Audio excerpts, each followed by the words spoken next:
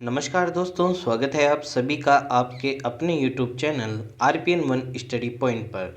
दोस्तों, PTT BSTC 2023 के लिए सामान्य हिंदी की बहुत ही महत्वपूर्ण क्लास हमारे चैनल पर रोज़ शाम को 5 बजे चलती है, जिसमें आज अपन बात करने वाले हैं सामान्य हिंदी के बहुत ही अच्छे टॉपिक के बारे में, जो कि आजकल सबसे ज़्यादा पूछे जाते हैं दोस्तों। और कुछ ऐसे प्रश्नों के बारे में जो पिछली कुछ परीक्षाओं में बार बार रिपीट होते आए हैं और आगे भी रिपीट होने के इनके बहुत ही ज़्यादा चांसेस है दोस्तों। इससे पहले अपन ने दो टॉपिक पूरे पढ़ लिए हैं, एक तो संधि और एक समास। ठीक है, दो टॉपिक अपन ने पूरे पढ़ लिए हैं। यदि आपने वो नहीं देखे हैं तो हमारे चैनल पर प्लेलिस्ट बनी हुई है, आप उनको ज़रूर जाकर देखिएगा। और साथ ही साथ में उसमें अपन ने पिछले सालों में जो प्रश्न पूछे गए थे उन्हीं प्रश्नों की प्रैक्टिस भी कर रखी है। तो चलिए शुरू करते हैं आज का बहुत ही इम्पोर्टेंट वीडियो, जो कि रहने वाला है दोस्तों। अब देख सकते हैं कि पहले आपको कुछ होमवर्क के क्वेश्चन दिए हुए थे कल, है ना। तो पहले अपन वो सॉल्व कर लेते हैं कि आपने वो किए नहीं किए। कुछ एक दो ही कमेंट आए थे दोस्तों, आपने होमवर्क बहुत ही कम लोगों ने किए। लेकिन दोस्तों, आपको जब तक प्रैक्टिस नहीं करोगे, आप मतलब आप प्रश्नों की प्रैक्टिस नहीं करोगे, तब तक आप अच्छी तरीके से किसी भी टॉपिक को समझ नहीं पाओगे दोस्तों। तो सबसे पहले अपन होमवर्क के क्वेश्चनों के बारे में बात कर लेते हैं। तो पहला प्रश्न आपको दिया था, समास का शाब्दिक अर्थ क्या होता है। अपन ने बात की थी समास जो होता है उसका शाब्दिक अर्थ क्या होता है दोस्तों, संक्षेप, विस्तार, विग्रह या फिर विच्छेद। तो अपन देख सकते हैं कि अपन बार बार बोलते हैं समास विग्रह और विग्रह करके आ जाते हैं, लेकिन समास का जो शाब्दिक अर्थ होता है वो होता है संक्षेप, अर्थात छोटा छोटा रूप, है ना। ये इसका शाब्दिक अर्थ होता है। ऑप्शन नंबर ए इसका सही उत्तर हो जाएगा। चलते हैं अगले प्रश्न जो आपको होमवर्क के लिए दिया था, वो था अवयवी समास का उदाहरण है। आपको बताना है अवयवी भाव समास का उदाहरण कौन सा है दोस्तों, जल्दी से बताना है। जी दोस्तों, जल्दी से बताइए, अव्ययी भाव समास का उदाहरण कौन सा है। पहला है लव कुश, दूसरा है भरपेट, तीसरा है त्रिभुवन और चौथा है छत्रधारी। जल्दी से बताना है अव्ययी भाव समास का कौन सा उदाहरण है दोस्तों। जी दोस्तों, देखिए, अब लव कुश तो होगा नहीं, है ना। लव और कुश ये तो आपके कौन सा समास हो गया, द्वंद्व समास। त्रिभुवन ये भी नहीं होगा, त्रिभुवन में कौन सा हो जाएगा, बहुब्रीहि समास। ठीक है, बहुब्रीहि या फिर द्विगु समास हो जाएगा।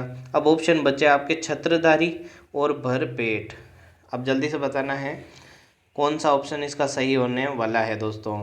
अव्ययी भाव समास में पहला पद क्या होता है दोस्तों, प्रधान होता है। कौन सा पद प्रधान होता है, पहला पद। छत्र है जो धारी है ना, छत्रधारी, अपन इसको काउंट नहीं करेंगे। अपना सही उत्तर जो होगा वो क्या होगा, भरपेट। जो पेट भरा हुआ है उसको अपन क्या कहते हैं, भरपेट। ठीक है, तो यही अपना सही उत्तर रहने वाला है। अगले प्रश्न की तरफ चलते हैं जो आपको होमवर्क के लिए दिया था दोस्तों। ये कुछ होमवर्क के प्रश्न हैं, पहले अपन इन पर डिस्कस कर लेते हैं, फिर आने वाले इस टॉपिक के ऊपर अपन शुरू करते हैं। तो दोस्तों, अगला है कि किस शब्द में संधि और समास दोनों थे। ये आपको दिया था, मतलब एक ऐसा शब्द बताना है जिसमें संधि भी हो और समास भी हो। तो दोस्तों, इसका जो सही उत्तर था वो ऑप्शन नंबर सी था। ये लिखा हुआ है जलोष्मा। क्या लिखा हुआ है दोस्तों, जलोष्मा। ठीक है, तो जल प्लस उष्मा। ठीक है, ये इसकी संधि अगर संधि करेंगे तो क्या हो जाएगी, जल प्लस उष्मा। स्वर संधि का उदाहरण हो गया ये, जल प्लस उष्मा। तो ये एक ऐसा शब्द है जिसमें संधि भी है और समास भी है दोस्तों। अब अगले प्रश्न की तरफ चलते हैं। अगला प्रश्न आपको दिया था, रेलगाड़ी शब्द का सही समास विग्रह है। आपको बताना है रेलगाड़ी जो शब्द है उस पर उसका जो समास विग्रह है वो क्या है। रेल और गाड़ी, पटरी पर चलने वाली रेलगाड़ी या फिर रेल से चलने वाली गाड़ी। जल्दी से बताना है आपको, इसका जो सही उत्तर है वो क्या होगा। जल्दी से बताइए दोस्तों, रेलगाड़ी का सही समास विग्रह क्या रहने वाला है। होमवर्क में आपको क्वेश्चन दिया था ये। तो दोस्तों याद रखना, इसका जो सही समास विग्रह हो जाएगा तो रेल पर चलने वाली गाड़ी ऐसा हो जाएगा ना, रेल और गाड़ी। अब अगले प्रश्न की तरफ चलते हैं अपन। अगला प्रश्न है दोस्तों, निम्न में से द्वंद्व समास का शब्द है। कौन सा? द्वंद्व समास का शब्द है। अब द्वंद्व समास का शब्द कैसे होगा? मैंने बताया था दोनों शब्द प्रधान होंगे और बीच में वो डैश करके कुछ जुड़ा हुआ होगा। तो देख सकते हैं रातों रात, क्या दोनों ही शब्द वापस रिपीट हो रहे हैं क्या? तो वापस रिपीट होते हैं तो वो अवयवी भाव होता है। मैंने बताया था अवयवी भाव में यह 2 बार आ रहा है, अवयवी भाव में यह 2 बार आ रहा है, तो रातों रात तो नहीं हो सकता। दिन दिन रिपीट हो रहा है, ये भी नहीं होगा। वीर पुरुष, इसमें डैश नहीं है तो ये भी नहीं होगा। तो ऑप्शन नंबर ए इसका सही उत्तर हो जाएगा। तो ये थे आपके कुछ बहुत ही इम्पोर्टेंट प्रश्न जो कि आपको होमवर्क के लिए दिए थे। अब शुरू करते हैं आज का नया टॉपिक जो है दोस्तों विकारी शब्द। कौन सा? विकारी शब्द। ये बहुत ही इम्पोर्टेंट टॉपिक है दोस्तों। और विकारी शब्द में कई सारे टॉपिक आपको देखने को मिलेंगे, संज्ञा, सर्वनाम, विशेषण, ये सभी टॉपिक आपको इसमें देखने को मिलेंगे। तो पहला जो टॉपिक रहने वाला है वो है दोस्तों संज्ञा। आज का जो अपन टॉपिक डिस्कस करने वाले हैं वो है संज्ञा।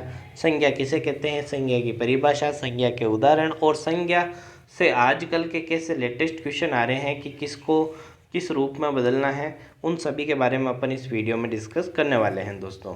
जल्दी से वीडियो को शेयर कर दीजिए दोस्तों, बातें मत करिए, क्योंकि पीटीटी की एग्ज़ाम बहुत ही नज़दीक है और सबसे ज़्यादा अगर स्कोरिंग सब्जेक्ट आपकी रहेगी तो वो दोस्तों हिंदी ही रहेगी। बहुत ही अच्छे नंबर आपको देके जाएगी।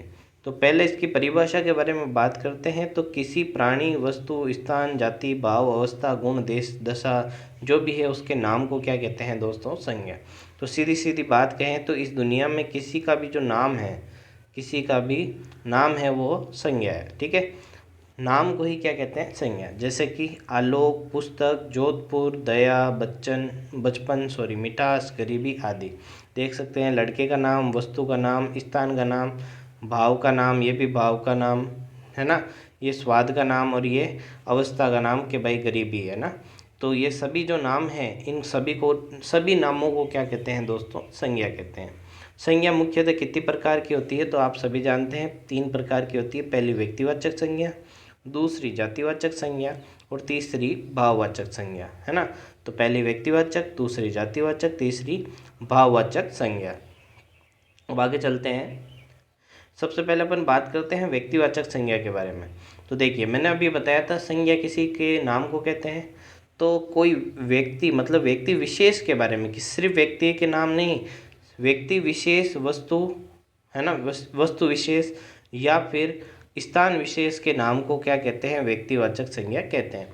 यानी अगर मैं कहूँ आपको एक ऐसा नाम दे दिया जिसको आप सुनते ही समझ जाओ कि भाई वो इंसान, एक पर्टिकुलर इंसान के बारे में मैं बात कर रहा हूँ, जैसे कि सलमान खान, जैसे कि शाहरुख खान, जैसे कि नरेंद्र जी मोदी, ठीक है, और जैसे कि राहुल गांधी, ठीक है। तो ये एक मैं नाम बता रहा हूँ और आप बिल्कुल उसके बारे में समझ गए, जैसे कि विराट कोहली, समझ गए, ठीक है। तो व्यक्ति विशेष अभिषेक, गुंजन, कविता, कामिनी, लोकेश। यदि मैं एक ऐसा नाम ले रहा हूँ जिसको नाम लेते ही आप बिल्कुल समझ जाओ कि भाई हाँ मैं किसके बारे में बात कर रहा हूँ, तो वो व्यक्ति विशेष हो गया। और व्यक्ति विशेष है तो व्यक्तिवाचक संज्ञा हो गया। अब देखो नाम ऐसे भी ले सकता हूँ कि भाई एक लड़का है, लड़का भी एक नाम है। लड़का क्या ग्रुप का नाम है ना, कि भाई एक विराट कोहली भी लड़का है, महेंद्र सिंह धोनी भी लड़का है, राहुल गांधी भी युवा लड़का है ना। तो अभी अपन बात करें कि भाई इनको अगर मैं कहूँ लड़का तो वो एक ग्रुप हो जाएगा, वो अलग संज्ञा हो जाएगी। लेकिन अगर मैं फिक्स नाम ले रहा हूँ अभिषेक, गुंजन, कविता, कामिनी, लोकेश, तो ये क्या हो जाएंगे? व्यक्ति विशेष और व्यक्तिवाचक संज्ञा। अब इसी प्रकार से मैं किसी वस्तु का विशेष का नाम ले सकता हूँ जो बहुत ही स्पेशल हो, जैसे कि रामायण, उषा पंखा, उषा कंपनी का पंखा, रीटा मशीन, रीटा कंपनी की मशीन जो है इसका नाम दे रखा है ना, और नाम दे रखा है तो ये वस्तु विशेष हो जाएगी, स्पेशल है ये। स्थान विशेष में फिक्स सिटी का नाम बता दिया मैंने, जयपुर, गंगा नदी का नाम है, ताजमहल और हिमालय। तो जो अगर मैंने फिक्स नाम दे दिया भाई इस नाम का कोई व्यक्ति है, वस्तु है या फिर स्थान है, तो उसमें व्यक्तिवाचक संज्ञा रहने वाली है। अब आगे देखते हैं अपन अगली संज्ञा कौन सी है। अगली संज्ञा है दोस्तों जातिवाचक संज्ञा। अभी मैंने बात की थी दोस्तों, अगर फिक्स नाम दिया हुआ है तो वो व्यक्तिवाचक संज्ञा, और फिक्स नाम नहीं दिया हुआ, जैसे कि आप ऑप्शन से देखिए प्राणियों में मनुष्य, फिक्स नाम नहीं दिए हुए, मनुष्य बहुत होते हैं, लड़की, लड़कियां भी बहुत होती है। घोड़ा, मोर, सेना, सभा। अब देखो, अगर मैं कह रहा हूँ सेना, तो नाम तो लिया मैंने सेना, ठीक है, एक ग्रुप का नाम लिया मैंने सेना। क्या अगर मैं सेना नाम ले रहा हूँ तो आपके सामने सिर्फ एक जने की तस्वीर आ रही है या फिर एक पूरे ग्रुप की तस्वीर आ रही है, जो बॉर्डर पर सैनिक है उनकी तस्वीर आ रही है ना। लड़की, ये नाम लिया तो लड़की से कोई एक विशेष लड़की की तस्वीर आपके सामने आती है या फिर बहुत सारी लड़कियों की तस्वीर आती है, नाम नहीं दिया हुआ हो। एक ग्रुप या जाति के बारे में जो बताया जाता है उसको दोस्तों क्या कहते हैं, जातिवाचक संज्ञा कहते हैं, ठीक है। तो जैसे वस्तु, पुस्तक बहुत सारी है, वहाँ पर रामायण एक विशेष पुस्तक का नाम था। पंखा, उषा पंखा, उसमें बात किया था तो व्यक्तिवाचक, और सिर्फ पंखा बात करेंगे तो जातिवाचक। मशीन बहुत सारी होती है। दूध, साबुन, चांदी, देखो नाम नहीं दिया हुआ, एक ग्रुप दिया हुआ है तो उसको अपन क्या कहेंगे, जातिवाचक संज्ञा। इसी प्रकार से स्थान, पहाड़, नदी, भवन, शहर, गांव, विद्यालय। फिक्स नाम नहीं दिया हुआ, एक ऐसा नाम जो किसी ग्रुप को इंडिकेट करता है, एक ग्रुप को, एक समूह को परिभाषित करता है, एक जाति को परिभाषित करता है, तो उसको अपन क्या कहते हैं, जातिवाचक संज्ञा कहते हैं। तो उम्मीद है दोस्तों यहाँ तक तो समझ में आ गया होगा। चलते हैं अभी अपन आगे। अगला है दोस्तों भाववाचक संज्ञा। क्या है दोस्तों, भाववाचक संज्ञा। तो नाम से ही स्पष्ट हो रहा है, ऐसा नाम जो किसी भाव, अवस्था, गुण, दशा इनको दर्शाए। मतलब अगर साफ शब्दों में बोला जाए तो एक ऐसा नाम जिसको आप देख नहीं सकते उसको अपन क्या कहते हैं, भाववाचक संज्ञा, जिसको आप सिर्फ महसूस कर सकते हैं, जैसे कि सुख, बचपन, सुंदरता, ठीक है। और बात करें तो क्रोध, दया, ठीक है, क्रोध, दया, होशियारी, ये सभी जो होंगे वो क्या होंगे, भाववाचक संज्ञा के उदाहरण होंगे, ठीक है। अब अपन विशेष में बात करते हैं कि भाई अपन ने कई बार देखा होगा कि कोई तो कहते हैं संज्ञा के कितने भेद है, 3, और कुछ लोग कहते हैं संज्ञा के कितने भेद है, 5।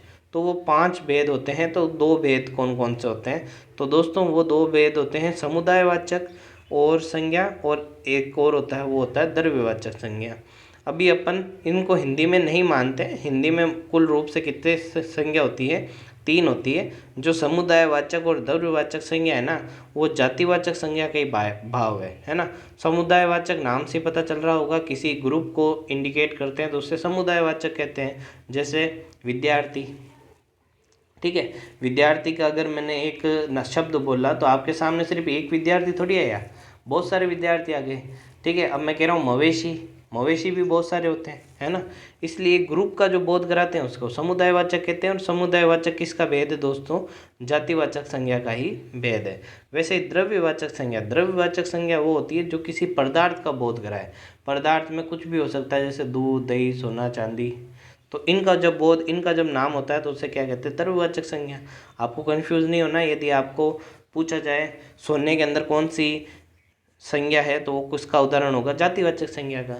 आपको द्रव्यवाचक संज्ञा याद रहती है तो अच्छी बात है। आप ये भी जानते होंगे कि द्रव, द्रव का मतलब क्या होता है दोस्तों।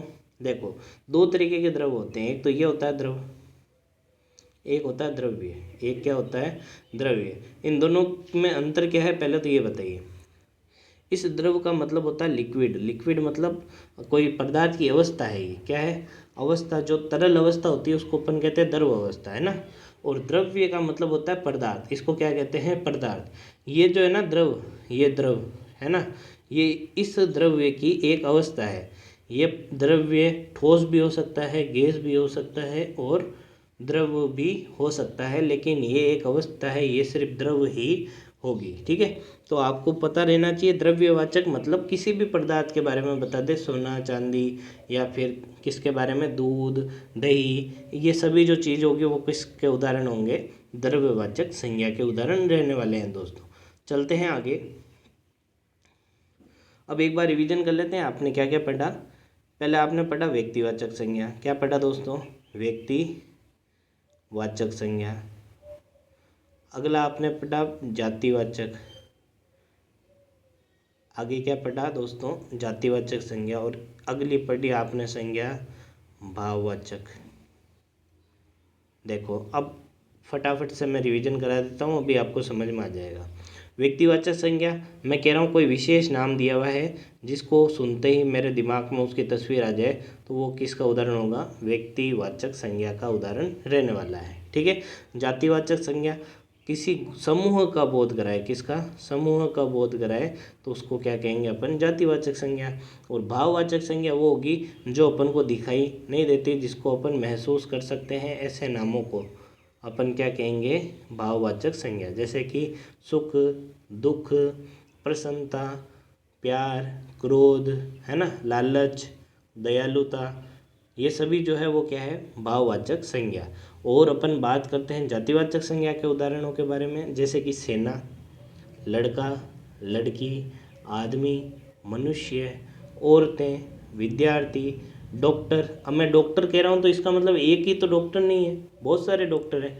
और अगर मैं कह देता हूँ डॉक्टर राजेंद्र, है ना, डॉक्टर राजेंद्र प्रसाद, ठीक है, अपने पहले जो राष्ट्रपति थे उनके बारे में बोल देता हूँ, तो वो एक ही व्यक्ति विशेष थे, तो वो व्यक्तिवाचक संज्ञा का उदाहरण होगा। और मैं सिर्फ डॉक्टर बोल रहा हूँ तो वो जातिवाचक संज्ञा का उदाहरण होगा। और मैं दयालु बोल रहा हूँ तो वो किसका उदाहरण होगा? भाववाचक संज्ञा का उदाहरण रहने वाला है। तो दोस्तों उम्मीद करता हूँ यहाँ तक आपको पूरा समझ में आ गया होगा, कॉन्सेप्ट क्लियर होगा। आपको डायरेक्ट एक वाक्य दिया जाएगा, अंडरलाइन करके बताया जाएगा और आपसे पूछा जाएगा कि ये जो शब्द है वो किसका उदाहरण है। ठीक है, तो आपको बताना है जातिवाचक संज्ञा का, व्यक्तिवाचक संज्ञा का, या फिर भाववाचक संज्ञा का। तो यहाँ तक तो आप आसानी से कर लेंगे। अब अपन बात करते हैं कुछ अलग प्रश्नों के बारे में जो आजकल पूछे जा रहे हैं। उसमें पूछा जाता है दोस्तों, जातिवाचक संज्ञा आपको दे दी जाएगी और आपको कहा जाएगा इसको भाववाचक संज्ञा में बदलना है ना। जातिवाचक संज्ञा का एक शब्द दिया जाएगा और उसको कहा जाएगा भाववाचक में बदलिए। तो देखो, अ दिख रहा होगा आपको, ता प्रत्यय के मेल से। देखो मानव जो है, मानव कौन सी संज्ञा है? कोई व्यक्ति विशेष तो है नहीं, तो जातिवाचक संज्ञा। अब इसको अपन को भाववाचक में बदलना है तो इसके पीछे क्या लगा दीजिए? ता। मानवता, मानवता अपन को दिखाई नहीं देती है, ये क्या हो गया? भाववाचक संज्ञा। मित्र, मित्रता, प्रभु, प्रभुता, पशु, पशुता। देखिए पशु क्या है? जातिवाचक संज्ञा। और पशुता क्या हो गया दोस्तों? भाववाचक संज्ञा। पशु, पशुत्व, इनको देखिए आराम से, इसका स्क्रीनशॉट ले लीजिए, एक दो बार पढ़ लीजिए, आपको कोई भी दिक्कत नहीं आएगी। मनुष्य, मनुष्यत्व, कवि, कवित्व, और गुरु, गुरुत्व। देखिए गुरु क्या है? भाववाचक संज्ञा। और गुरुत्व, गुरुत्व क्या है दोस्तों? सॉरी, गुरु जो है वो जातिवाचक संज्ञा और गुरुत्व क्या है दोस्तों? भाववाचक संज्ञा। लड़का, लड़का एक क्या है? जातिवाचक संज्ञा का उदाहरण। अब आपको कह दिया है लड़के को किस में बदलिए? भाववाचक संज्ञा में। तो लड़कता नहीं लिखना है आपको, ता प्रत्यय नहीं लगाना है, कौन सा प्रत्यय लगाना है? पन प्रत्यय लगाना है, लड़कपन। ठीक है। बच्चा का जो होगा वो क्या होगा? बचपन। ठीक है। शिशु, शिशु का क्या बन जाएगा? शैशव। गुरु का क्या बन जाएगा? गौरव। और विभु का क्या बन जाएगा? वैभव। वैसे ही भक्त जो है वो जातिवाचक संज्ञा है, बहुत सारे भक्त होते हैं, लेकिन भक्ति जो है वो आपको दिखाई नहीं देती है। तो भक्ति जो है वो, अब कोई इंसान कहे भाई मैं बहुत बड़ा भक्ति हूँ और मैं बहुत बड़ा भक्त हूँ, बहुत अच्छी भक्ति करता हूँ, लेकिन उसके मन में पाप हो तो आप उसको देख थोड़ी सकते हैं। इसलिए भक्ति जो है वो किसका उदाहरण हो जाएगा दोस्तों? भाववाचक संज्ञा का। नौकर का नौकरी, चोर का चोरी। ठीक है। इसी तरीके से बूढ़ा जो है उसका बुढ़ापा बन जाएगा, और बहन का, सॉरी हाँ, बहन का बहनापा बन जाएगा। तो ये जो थे वो उदाहरण किसके थे? जातिवाचक संज्ञा से किस में बदलने के? भाववाचक संज्ञा से बदलने के। अगले जो प्रश्न आपको देखने को मिलते हैं वो है सर्वनाम से भाववाचक संज्ञा बनाना। दोस्तों सबसे पहले आपको पता होना चाहिए सर्वनाम किसको कहते हैं। अभी अपन ने बात की थी संज्ञा किसी कारणों के बारे में, जो कि है दोस्तों सर्वनाम से भाववाचक संज्ञा बनाना। तो सबसे पहले अपन बात करते हैं सर्वनाम क्या होते हैं। दोस्तों सर्वनाम, अभी अपन ने बात की थी, संज्ञा जो होती है वो किसी का नाम होती है, और नाम के अलावा कोई भी शब्द अपन ऐसा यूज लेते हैं जिससे अपन किसी व्यक्ति विशेष, स्थान विशेष को संबोधित करते हैं, उसे अपन सर्वनाम कहते हैं। जैसे कि तुम, आप, अपना, यह, वह, मैं, तुम, है ना, ये जो सभी शब्द होते हैं इसमें आप किसी का नाम थोड़ी ले रहे हो, लेकिन फिर भी किसी व्यक्ति, वस्तु, स्थान के बारे में बता रहे हो। तो ये जो सभी शब्द होते हैं इनको अपन क्या कहते हैं? सर्वनाम। जैसे कि अपना, नाम नहीं है लेकिन अपना तो जुड़ जाता है, तो प्रत्यय जुड़ जाता है, तो वो कौन सी संज्ञा हो जाएगी? भाववाचक संज्ञा। निज, निज मतलब अपना होता है, ठीक है, निजत्व, स्व, स्वत्व, पन, पन प्रत्यय लगता है, जैसे कि अपना, अपना के पीछे पन प्रत्यय लगेगा तो क्या बन जाएगा, अपनापन। और पराया के पीछे पन प्रत्यय लगेगा तो परायापन। अब ये जो प्रश्न है वो आपको प्रत्यय से भी पूछा जा सकता है कि परायापन में प्रत्यय बताइए, तो कौन सा प्रत्यय होगा दोस्तों, पन प्रत्यय होगा। अगला प्रश्न है, अगला जो आपका है वो है प्रत्यय कार। जैसे अहं, अहम है, अहम के ऊपर कार प्रत्यय लगा दिया तो क्या बन गया, अहंकार। क्या बन गया दोस्तों, अहंकार बन गया। ठीक है, इसी प्रकार से स्व प्रत्यय, जैसे कि सर्व में सर्व स्व प्रत्यय लगाएंगे तो सर्वस्य, वो जो आपका शब्द है वो बन जाएगा। तो ये क्या थे दोस्तों, सर्वनाम से भाववाचक संज्ञा बनाना। इसी तरीके से आपसे जो तीसरा टाइप पूछा जाता है वो है दोस्तों विशेषण से भाववाचक संज्ञा बनाना। अब विशेषण क्या होती है दोस्तों, किसी भी व्यक्ति विशेष या मतलब संज्ञा या फिर सर्वनाम की विशेषता बताई जाती है। अब विशेषता मतलब मैं कह रहा हूँ या तो किसी की तारीफ कर दे या किसी की बुराई कर दे या फिर उसके रंग रूप की कुछ भी बात बताई जा रही है तो उसको अपन क्या कहेंगे, विशेषण कहेंगे। तो जैसे कि साफ है ना, ये विशेषण है, तो इसका जो भाववाचक हो जाएगा वो क्या हो जाएगा, सफाई। अच्छा, अच्छा का अच्छाई, बुरा का बुराई, खट्टा का खटास, मीठा का मिठास। देखो यहाँ पर जो भाव बताया जा रहा है, यहाँ पर जो तारीफ की जा रही है, जो गुण बताया जा रहा है वो कौन सा बताया जा रहा है, खट्टा है, मीठा है, स्वाद बताया जा रहा है। ये क्या होगा, उसका विशेषण। और इसका जो भाववाचक बन जाएगा वो क्या हो जाएगा, खटास और मिठास। उदार, उदार का क्या हो जाएगा, उदारता। वीर का वीरता और सरल का सरलता। इसी प्रकार से मधुर का माधुर्य, ये बहुत ही इंपॉर्टेंट है, इस पर आप टिक कर लेना कि मधुर और माधुर्य पूछा क्या जाएगा। माधुर्य शब्द में जो प्रत्यय है वो कौन सा है, तो यह प्रत्यय है, ये आपको याद रखना है, लिख लीजिए। सुंदर का सौंदर्य, स्वस्थ का स्वास्थ्य। ठीक है, ये अच्छे उदाहरण है, इसको आप लिख लीजिए, नोट डाउन कर लीजिए, स्क्रीनशॉट ले लीजिए, बाद में लिख लीजिएगा। अब देखिए, पन, खट्टापन और पीलापन। त्व, वीरत्व, और ई जो प्रत्यय है उससे बनता है लाल का लाली। देखो यहाँ पर जो लाल है वो क्या बताया जा रहा है, विशेषण, और ये लाली क्या हो गया, उसका भाववाचक संज्ञा। तो ये हो गया आपके तीसरे उदाहरण। बस 2 उदाहरण और हैं, वो देख लीजिए, आपका ये टॉपिक पूरा हो जाएगा। क्रिया से भाववाचक संज्ञा। अब देखिए, क्रिया किसे कहते हैं, ऐसे शब्द जो किसी काम का बोध करवाते हैं तो उसको अपन क्या कहते हैं, क्रिया। अब उससे अपन को क्या बनानी है, भाववाचक संज्ञा। जैसे कि खेलना, है ना, खेलना क्या होता है, काम। अब इसमें क्या प्रत्यय को हटाना पड़ता है, जो ना प्रत्यय है ना उसको हटाना पड़ता है। और अब भाववाचक संज्ञा बनाएंगे तो खेलने का क्या बन जाएगा, खेल। क्या बन जाएगा, लूटना का क्या बन जाएगा, लूट। और जीतने का क्या बन जाएगा, जीत। हंसना का क्या बन जाएगा, हंसना एक काम है, और इसका जो भाववाचक संज्ञा बनेगा वो क्या बनेगा, हंसी। ये इंपॉर्टेंट है ना, आप वो क्रिया देके भाववाचक संज्ञा में बदलेंगे तो आपको याद रखना है प्रत्यय जोड़ना नहीं, प्रत्यय हटाना है। ठीक है, अब लेकिन कुछ शब्द जैसे कि चढ़ना, चढ़ना का क्या बन जाएगा, चढ़ाई। पढ़ना का क्या बन जाएगा, पढ़ाई। लिखना का क्या बन जाएगा, लिखाई। आवट जो प्रत्यय है उससे देखिए, बनाना, बनाना एक काम है, लेकिन आवट प्रत्यय जुड़ने के बाद में क्या बन जाएगा, बनावट। अब ये प्रत्यय से पूछे बनावट शब्द में शब्द कौन सा है, तो वो है बनाना। ठीक है, और प्रत्यय कौन सा है, तो आवट। थकना काम है, थकावट, ये क्या हो जाएगा, प्रत्यय। लिखना, लिखना काम है, और आवट प्रत्यय जुड़ने के बाद क्या बन जाएगा, लिखावट। तो अब लास्ट जो है आपकी स्लाइड, उसके ऊपर देखते हैं, जो कि है अवयव से भाववाचक संज्ञा बनाना। अपन ने जब अवयवी भाव समास पढ़ा था तब अपन ने बात की थी, कुछ शब्द ऐसे होते हैं जिस पर लिंग, कारक, वचन इनका कोई प्रभाव नहीं पड़ता। एक वचन हो तो भी वो ऐसे ही होते हैं, बहुवचन हो तो भी वो ऐसे ही होते हैं। जैसे कि भीतर का क्या बन जाएगा, भीतरी। ऊपर का क्या बन जाएगा, ऊपरी। दूर का क्या बन जाएगा, दूरी। समीप का क्या बन जाएगा, सामीप्य। ये इम्पोर्टेंट है, टिक कर लीजिए। समीप का क्या बनेगा, सामीप्य। इक का क्या बनेगा, इक प्रत्यय से जैसे परस्पर है तो पारस्परिक। व्यवहार से व्यवहारिक।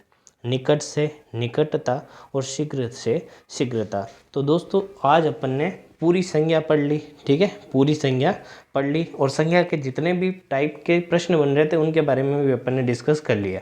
उम्मीद है आपको वीडियो पसंद आया होगा और वीडियो में जो भी हमने समझाया है आपको समझ में आया होगा। पीटीटी 2023 की संपूर्ण तैयारी के लिए आज ही हमारे चैनल को जो RPN 1 स्टडी पॉइंट है उसको सब्सक्राइब करें। वीडियो पसंद आया तो वीडियो को लाइक करें और कुछ आपको डाउट है तो कमेंट करके ज़रूर बताइए। अपने दोस्तों के साथ शेयर करना ना भूलिएगा और बेल आइकन को दबाकर जो ऑल नोटिफिकेशन ऑन है उसको करना मत भूलिएगा, जिससे जितने भी आगामी क्लास है उसके नोटिफिकेशन आपको सबसे पहले मिल सके। तो चलिए दोस्तों, आज के लिए बस इतना ही। रामनवमी की आपको हार्दिक शुभकामनाएं। धन्यवाद।